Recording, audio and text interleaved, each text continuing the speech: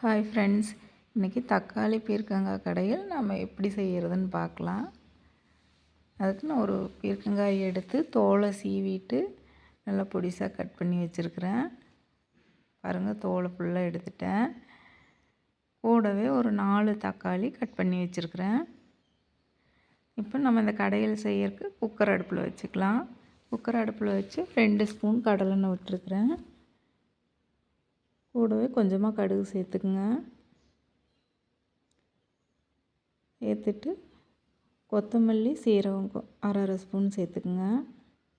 எண்ணெயிலையும் நல்லா பொரிஞ்சிரட்டும்.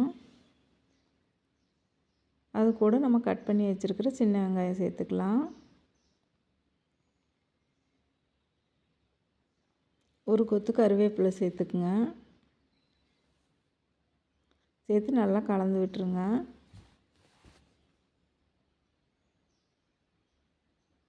நல்லா வதங்கட்டும்.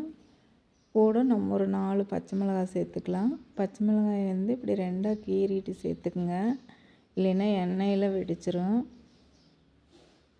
நீங்கள் காரத்துக்கு தகுந்த மாதிரி சேர்த்துக்குங்க. பச்சை மிளகாய் சேர்த்து நல்லா வதக்கி விட்டுருங்க. நல்லா வதங்கிருச்சு. இப்போது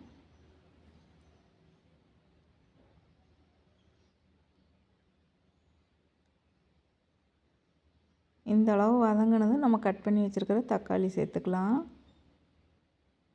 தக்காளி சேர்த்து நல்லா கலந்து விட்டுருங்க.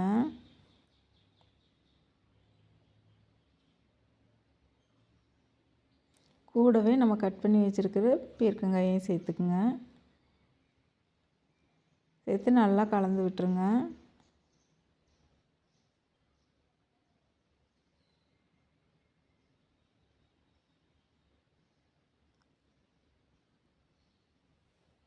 நல்லா கலந்து விட்டுட்டு உப்பு சேர்த்துக்கலாம்.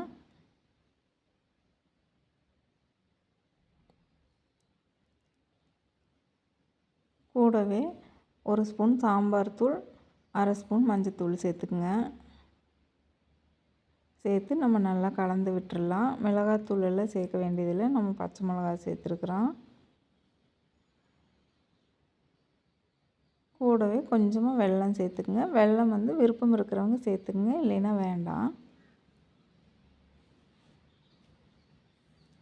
வெல்லம் சேர்த்து நல்லா கலந்து விட்டுட்டு கொஞ்சமாக தண்ணி சேர்த்துக்கலாம். தண்ணி சேர்த்து நல்லா கலந்து விட்டுருங்க. நல்லா கலந்து விட்டுட்டு நம்ம மூடி போட்டு ஒரு 2 விசில் விட்டுக்கலாம். 2 விசில் வந்த பின்னாடி எடுத்து பார்த்தோம்னா இந்த அளவுக்கு நல்லா வெந்திருக்கு.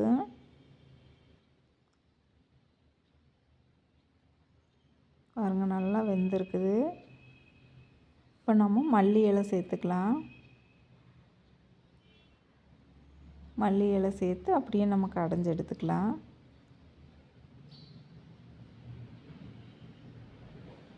நீங்கள் மத்து வச்சு கூட நல்லா கடைஞ்சிக்கலாம். நம்மளுக்கு சூப்பரான தக்காளி பீர்க்கங்காய் கடையில் ரெடி ஆயிடுச்சு. பாருங்கள், பார்க்குறக்கே எவ்வளோ நல்லா இருக்குதுன்னு. இந்த வீடியோ பிடிச்சிருந்தா லைக் பண்ணுங்கள், ஷேர் பண்ணுங்கள், கமெண்ட் பண்ணுங்கள்.